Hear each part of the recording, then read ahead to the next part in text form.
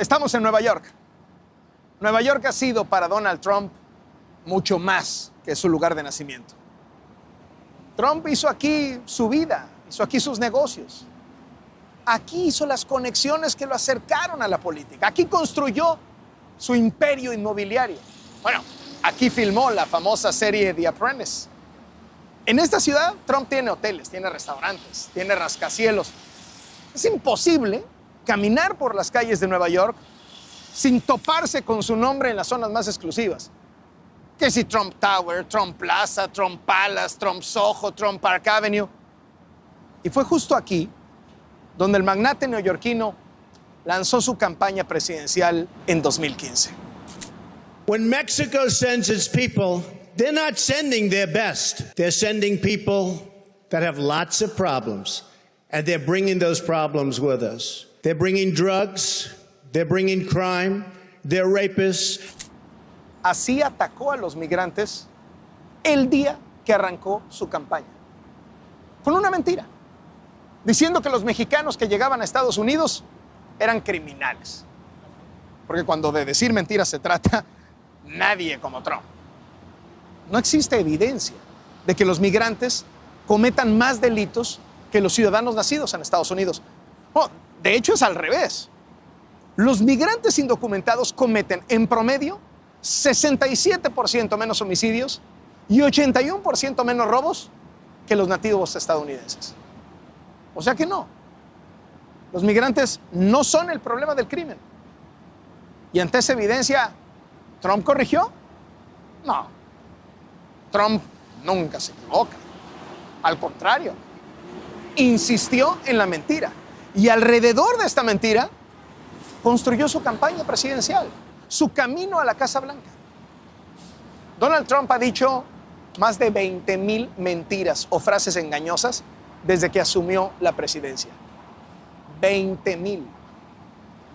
Miente en sus conferencias de prensa, miente en sus mítines, miente en las redes sociales, miente en entrevistas. Para Trump, decir mentiras es una forma de gobernar. Y cuando empieza a verse en problemas, cuando está acorralado, también miente. Está pasando ahora mismo. Las encuestas lo muestran entre 5 y 15 puntos porcentuales debajo de su rival del Partido Demócrata, Joe Biden. La cosa ya pintaba mal para él en enero, pero el pésimo manejo de la pandemia ha hecho que incluso estados como Arizona, Florida, Michigan, en los que Trump ganó en 2016, hoy se inclinen a favor de Biden. Y obviamente Trump está desesperado. Ha intentado todo para revertir esta tendencia. Empezó hablando todos los días del coronavirus. Luego dejó de hablar del coronavirus todos los días. Luego volvió a hablar del coronavirus. Otra vez dejó de hacerlo. Ya cambió de coordinador de campaña, ya cambió de discurso, ya se puso serio, ya se puso cubrebocas. Y nada parece estarle dando resultado. Aquí está recurriendo entonces a su zona de confort. La mentira. Su nueva mentira favorita está poniendo a la democracia estadounidense en peligro. Como no mejora en las encuestas, ya lanzó su plan B. Decir que le están haciendo fraude y que así no aceptará los resultados de las elecciones. ¿Y de qué se trata el fraude, según Trump? Del servicio postal. La agencia del gobierno que hasta abril era la más querida por los ciudadanos. En Estados Unidos, el servicio postal juega un papel muy importante en las elecciones. El voto por correo es algo que existe hace más de 150 años. De hecho, hay 5 estados donde ya desde antes de la pandemia prácticamente toda la población votaba por correo. En otros estados, las boletas se envían, sí, pero solo a quien tiene una justificación, enfermedad, un viaje, personas mayores, militares que están en el extranjero. Con la llegada del coronavirus, los estados empezaron a flexibilizar sus medidas para que más personas puedan votar por correo y no tengan que ir a las casillas y exponerse a los contagios. Hasta el momento, 43 estados han flexibilizado sus leyes para que ya no se necesite dar ninguna justificación para votar por correo, por lo que se espera que en noviembre millones de electores manden sus boletas a través del servicio postal. Y esto es lo que ha estado utilizando el presidente Trump para alentar su idea de fraude. Lo ha dicho en la televisión, en la radio, lo ha dicho mucho en Twitter. Voter fraud. Something that'll turn out to be fraudulent. No way you can go through a mail-in vote without massive cheating. Entonces, mientras cada vez se le exige más al servicio postal para poder llevar a cabo una elección eficiente y transparente, ¿qué es lo que está haciendo su director? Recortando el presupuesto. Dizque emprendiendo una gran reestructura financiera. Ahorita. Qué oportuno, ¿no? Empleados del servicio postal de todo el país están denunciando las medidas que les aplican, limitando los horarios de trabajo para no pagar horas extras, tirando a la basura cientos de buzones, desmantelando máquinas que se usan para clasificar el correo, dizque para ahorrar espacio. Obviamente, los reclamos de usuarios inconformes en todo el país han estallado porque el correo está tardando más de lo normal o simplemente ni llega. Por ejemplo, entre el 1 de julio y el 15 de agosto, los correos tardíos fueron el 31% del total. Uno de cada tres. 20% más que el primer semestre del año. ¿Y quién es a todo esto? ¿El director de la oficina de correos? Es lo más bonito. Louis DeJoy entró apenas en mayo. Republicano declarado. Desde el año 2016 ha donado más de $2.5 millones al Partido Republicano. Y no solo eso, es también un prominente patrocinador, ¿de quién cree? De Trump. Él le ha donado $1.200.000 a su campaña. No entiendo por qué dudan de su imparcialidad para organizar unas elecciones. Bueno, pues este mismo funcionario dijo frente al Congreso que no tenía idea de que los buzones se estaban retirando. También ha dicho que pues, todas estas medidas que se están tomando responden exclusivamente a criterios económicos, no políticos. A ver, el servicio postal ya venía golpeado. Con la pandemia se puso peor. Y en vez de asignarle un presupuesto de emergencia, sabiendo que la elección depende del correo, ¿qué hace Trump? Lo sigue golpeando. Lo chantajea con el presupuesto. En el fondo, buscando que el día de la elección el correo colapse y sea el caos del que tanto ha hablado. They want $25 billion for the post office. Now they need that money in order to have the post office works. They aren't getting there. That means you can't have universal mail-in voting because they're not equipped to have it. No se necesita buscar demasiado para darse cuenta de lo que Trump está intentando. I think mail-in voting is going to rig the election. Can you give a direct answer? You will accept the election? I have to see. Look, I have to see. No, I'm not going to just say yes. Existe un muy posible escenario donde la noche de la elección él no sea el ganador y miles de votos sigan contándose en días posteriores. Trump está preparado para eso. La pregunta es si la sociedad está preparada, si la democracia de Estados Unidos está preparada, si el mundo está preparado para aguantar sin desestabilizarse, para entender que la noche electoral puede volverse semana electoral y resistir que un candidato, ese candidato, se declare vencedor y diga que le están haciendo fraude, aunque todo sea una mentira. Soy Carlos Loret de Mola. Esto es Latinos. La injusticia racial tiene a Estados Unidos en llamas. Y en este peligroso contexto, en esta realidad violenta, los ciudadanos estadounidenses están comprando armas de manera indiscriminada. Vea usted este reportaje de Claudio Ochoa.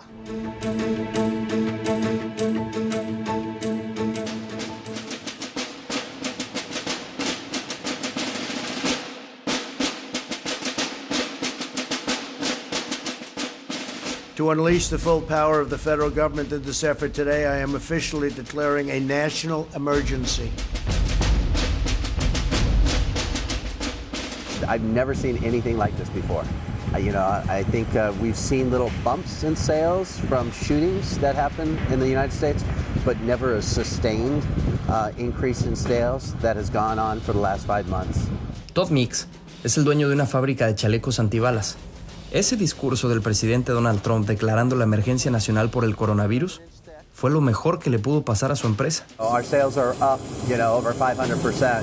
Es como si diario hubiera un Black Friday. A diferencia de otros empresarios, Todd no ha despedido empleados. Todo lo contrario. Tenía 15 antes del mensaje presidencial, ahora son 30. Estados Unidos ha enfrentado un año caótico. Crisis sanitaria y económica por la pandemia, crisis racial desde el asesinato de George Floyd y crisis política de cara a la elección presidencial de noviembre, que además podría representar un cambio en las leyes de armas si ganan los demócratas. A lot of people will buy guns and ammo and body armor like an insurance policy, just in case, because, fear is a very powerful thing. A lot of people want to do something instead of nothing. Los chalecos de Todd no son nada baratos. Los precios van desde $250 hasta $700, de $5,000 a $15,000 pesos, y desde marzo se venden como pan caliente.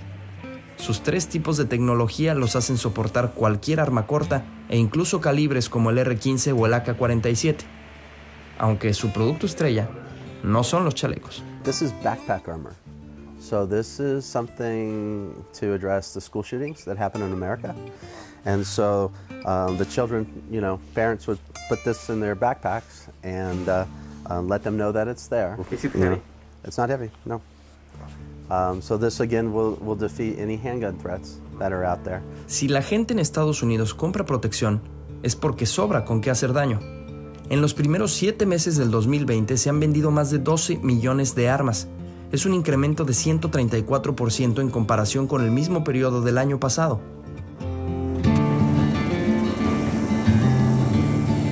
We haven't seen anything on this great a scale. Business is going okay. The problem is the supply of merchandise, especially ammo. Si alguien sabe del negocio, es Gary Ross. Desde hace 25 años es dueño de esta tienda de venta de armas también en Tucson, Arizona.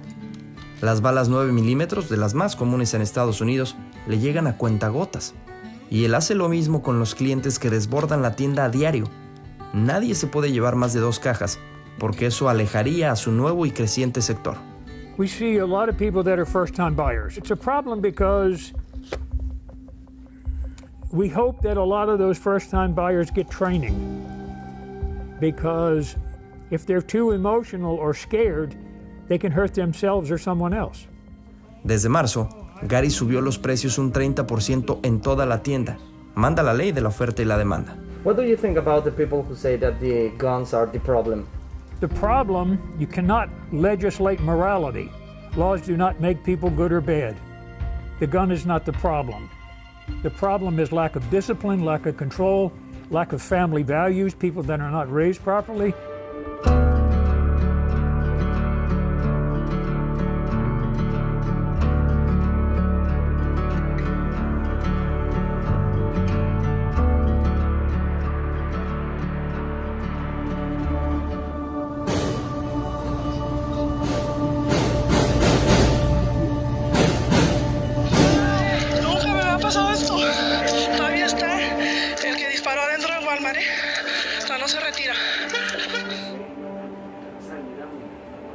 Y no se mató mi hijo en una motocicleta, lo mataron en Walmart haciendo compras.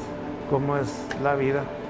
Gilbert Anchondo perdió a su hijo André y a su nuera Jordan el 3 de agosto de 2019 en el ataque dirigido contra mexicanos en el Walmart de Cielo Vista, en El Paso, Texas. Patrick Crucius, el agresor, entró a la tienda. Mató a 23 personas e hirió a otras 23 en lo que se considera el peor ataque contra latinos en Estados Unidos. En medio de la balacera, André y Jordan usaron sus cuerpos como escudos para proteger a su bebé de 3 meses, Paul André, y lo lograron. Esta persona entra, que no estaba identificada ni se ve bien, que entra y quita a mi hijo y a Jordan, que estaban encima del bebé, y lo estaban sofocando. El niño es el sobreviviente más pequeño de todas las personas heridas y muertas en Walmart. Después del ataque, los Anchondo aceptaron reunirse con el presidente Donald Trump a pesar de sus referencias racistas hacia los mexicanos. Gilbert no tiene rencores contra el presidente ni contra el atacante. Solo se enfoca en cuidar a su nieto, que quedó huérfano porque alguien odiaba a los mexicanos. Ya estamos sumamente invadidos de esto, que Dios nos libre de lo que pueda pasar con todo este armamento que ya está afuera. En la ciudad gemela de El Paso, Ciudad Juárez, México, se hacía el programa de radio más escuchado en el área y en buena parte de Estados Unidos. Pasó de ser cómico a un funeral por la cantidad de llamadas, mensajes y testimonios.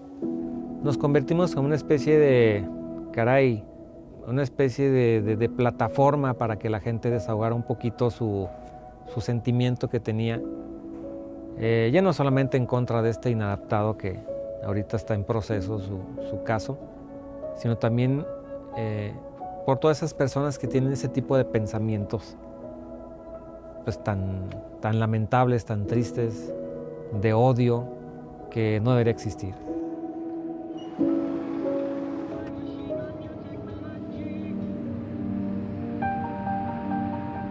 Ese racismo está ahí hasta cuando se pelea por la misma bandera. Adolfo Harpo Zelaya es mexicoamericano. Tiene 93 años y formó parte de la tripulación del USS Indianapolis, el barco de la Armada de Estados Unidos que transportó los componentes internos de la primera bomba atómica lanzada en Hiroshima, Japón, durante la Segunda Guerra Mundial. Harpo se unió a la Marina a los 17 años. Por su tono de piel, algunos compañeros le decían que se regresara a México por el mismo agujero que cavó para llegar, aunque él nació en Florence, Arizona. Pero conmigo peleé una de las veces a Santos Peña y dos más mexicanos que estaban conmigo. Vinieron y me dijeron, oiga, Zelaya, no andes fregando así, porque una noche estos te van a levantar esto y te van a volver y afuera del mar te van a echar. No la chingue. Cuando el barco regresaba de dejar los componentes de la bomba Little Boy del proyecto Manhattan, un ataque con torpedos de un submarino japonés lo alcanzó y lo hundió en aguas de Filipinas. De los 1,196 tripulantes, 900 sobrevivieron al ataque y comenzaron a sostenerse de chalecos salvavidas, cuerdas y botes. Harpo se quiso subir a uno, pero sus compañeros no se lo permitieron. Yo me agarré de lado y tenía una t-shirt y en la noche me amarraba la t-shirt y me la ponía así para que me detuviera. Con el paso de las horas, además de la sed, la insolación y el racismo, había que cuidarse de algo más. Muchos de los tiburones que pasábamos, daban vueltas para acá y para arriba, y en la noche los veía, se atacaban a uno o a alguno el día, y gritaban ellos porque los agarraba los sharks esos. De los 900 sobrevivientes en un inicio, 5 días después, solo fueron rescatados 316 marinos de un incidente identificado como el mayor ataque de tiburones contra humanos en la historia. How do you feel America is facing racism nowadays? It's still there, okay? Racism will never go away. I'm 93 years old and I still get it.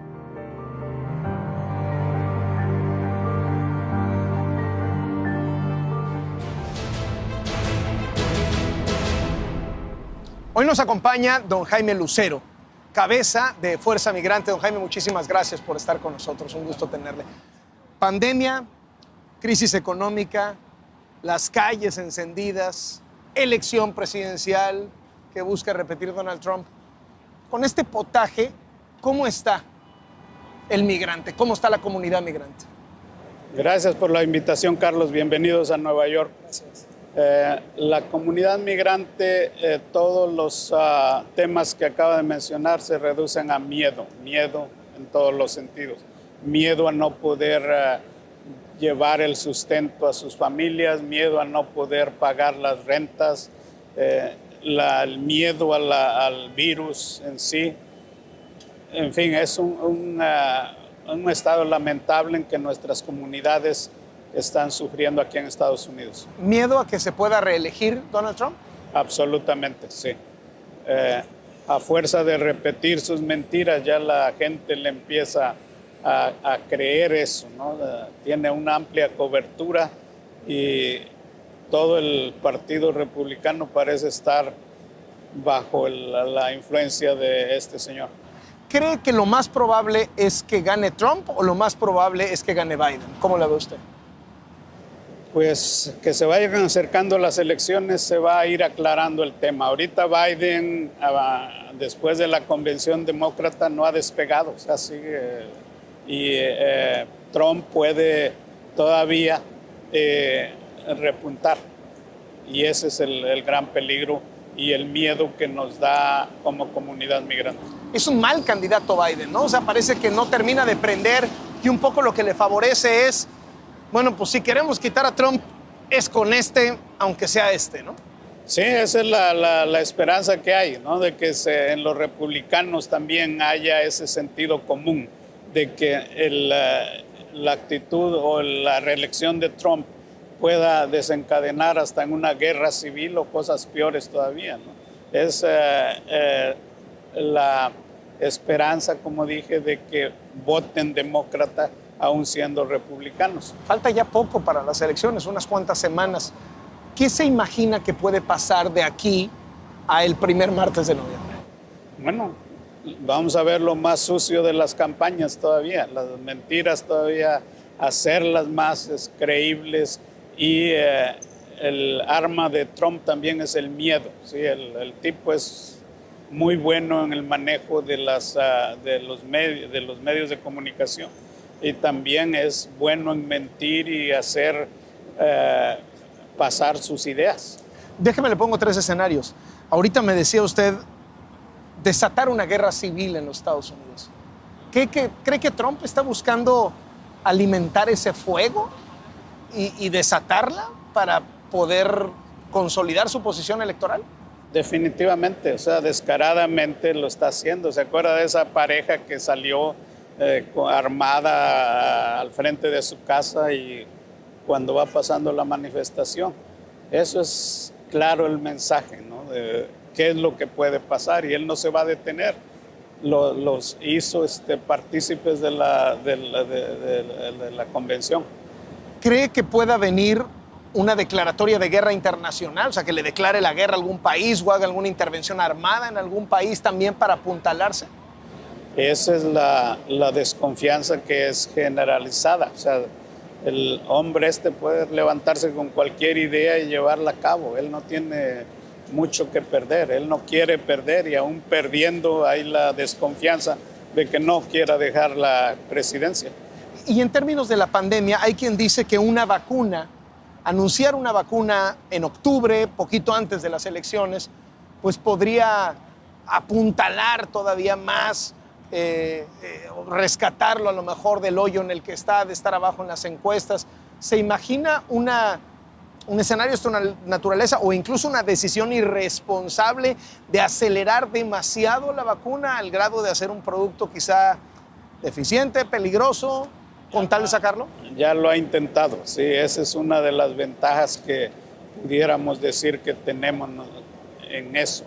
Ya ha intentado impulsar tratamientos que no eran, ha intentado la plasma de convalecientes, y todo eso enfocado exclusivamente a reelegirse. Él no se va a detener ante una mentira o que sean miles de vidas las que se pierden. Sus acciones en cuanto a la pandemia fueron tardías, erróneas y totalmente nefastas. Ahora, ¿se imagina que en esto que queda de campaña pueda endurecer el discurso contra los migrantes, muro, redadas, etcétera? Absolutamente. O sea, ¿están preparados para eso? Pues estoy seguro que lo va a intentar y lo va a hacer, y ese es lo que le mantiene la base republicana. La llama viva. Sí, eso es lo que lo llevó a la presidencia. O sea, no se va a detener o lo va a hacer. Ahora, por otro lado, hay un buen porcentaje de latinos que votan Trump. Sí. Y hay un porcentaje de migrantes mexicanos, porque Trump ha sido especialmente hostil con México, que votan Trump. Así es. ¿Por qué? Porque hay la sección que votaría por Trump son los que han hecho dinero, han hecho negocios, se identifican más con el Partido Republicano, y quieren sentirse blancos, ¿no? Al decir yo voto por Trump. Y no se ponen a pensar y no les importa también las atrocidades que le conocemos que ha hecho. Usted es un empresario súper prominente aquí en los Estados Unidos, le ha ido extraordinariamente bien. Gracias. Ha hecho un imperio aquí súper admirable. Gracias. Económicamente parece que le ha ido bien a Estados Unidos con Donald Trump. Hay quien dice, híjole, pues bueno, voy a votar porque quiero que caiga lana, y es con Trump. Pues es un efecto de lo que ya venía, la recuperación con el presidente anterior, Obama.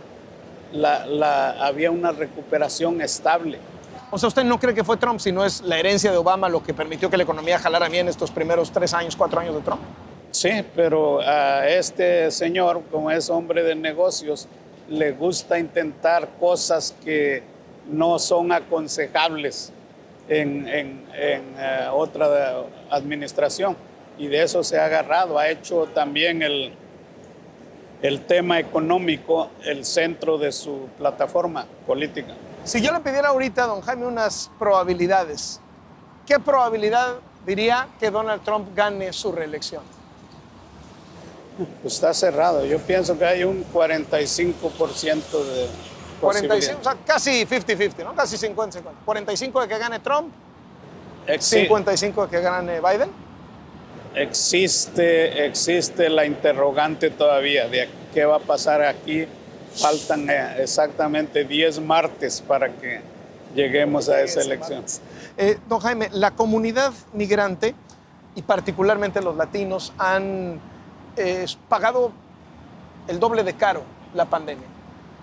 Proporcionalmente hay muchos más desempleados latinos, muchos más contagiados latinos, muchos más muertos, desgraciadamente, latinos.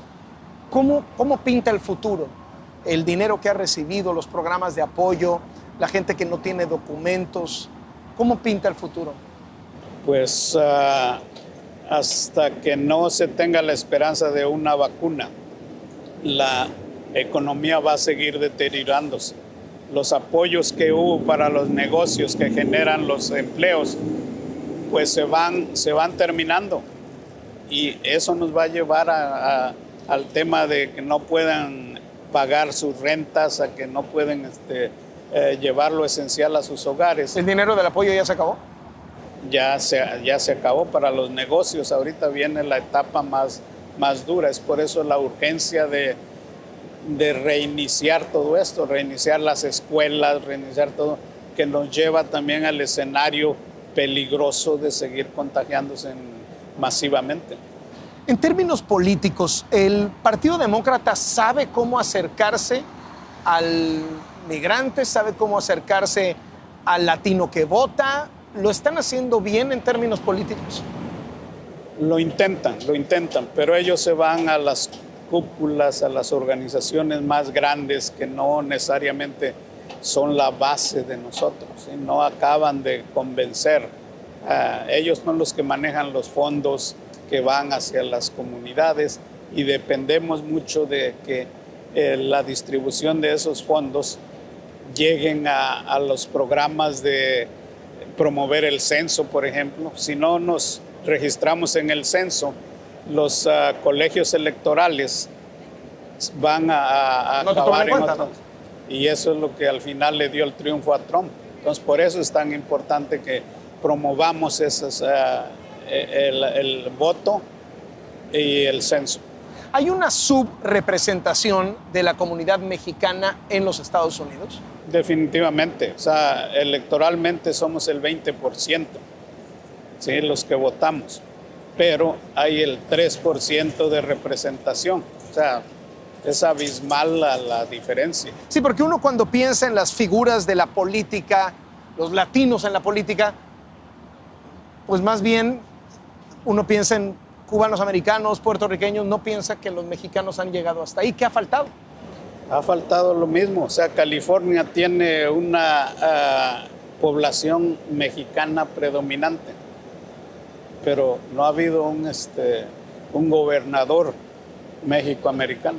¿sí? Entonces eso le da la idea de la división que hay. ¿Pero eso es culpa del establishment político de Estados Unidos o es culpa de que la comunidad no se ha organizado bien?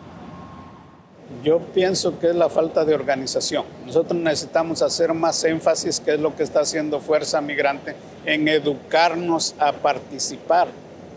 Cívicamente tenemos que aparecer y que nos vean y que nos hagan caso. Aquí lo que funciona es el voto. ¿Cuántos votos tienes? Si no sabemos, no aparecemos, pues se va a reflejar. ¿Así es como le hizo la comunidad afroamericana? La comunidad afroamericana es un proceso de 400 años. Han hecho ese proceso muy doloroso, muy largo, pero lo han logrado, aprendieron a unirse, ¿sí? Que es lo que nos hace falta a nosotros. Nosotros tenemos un pie en México y otro aquí. Si me va mal en Estados Unidos, me regreso a México. Y eso no debe de ser así, ¿sí? Tenemos que hacernos a la idea que este es nuestro lugar, este es nuestro país, aquí nacen nuestros hijos y hay que hacer acelerar ese proceso. Por último, don Jaime, está claro que para usted Donald Trump pues, sería un escenario terrible, ¿no? Si gana Joe Biden, es el peor es nada, ¿no? Es el... Híjole, pues no sé si nos va a ir bien, pero por lo menos no nos va a ir mal. ¿O le entusiasma la plataforma de Biden? ¿Ve que hay conexión, que hay corazón latino en esa plataforma? En el discurso sí, pero también lo había en el discurso de Obama. ¿Y qué pasó? Deportó como nadie. Sí. Yo voto independiente. O sea, yo le voy al que le muestre más interés por la agenda migratoria. Biden, pues... esperamos que haga algo. La reforma migratoria es inaplazable, tiene que darse, ¿sí? Paradójicamente la dio Reagan, que fue republicano. Ahorita esto la están prometiendo, pero pasa lo mismo. Son promesas que en un momento dado no van a cumplir. Don Jaime, le agradezco muchísimo que esté con nosotros en el programa. Al contrario, Carlos, muchísimas gracias por invitarme a su programa. Don Jaime Lucero, quien encabeza Fuerza Migrante, una de las organizaciones más relevantes en los Estados Unidos. Faltan poco más de 2 meses para las elecciones presidenciales en Estados Unidos. Es el momento más peligroso, porque el tigre está herido, el tigre sabe que está herido, pero no ha dejado de ser tigre y parece estar dispuesto a todo con tal de preservar el poder. Nos vemos la próxima semana.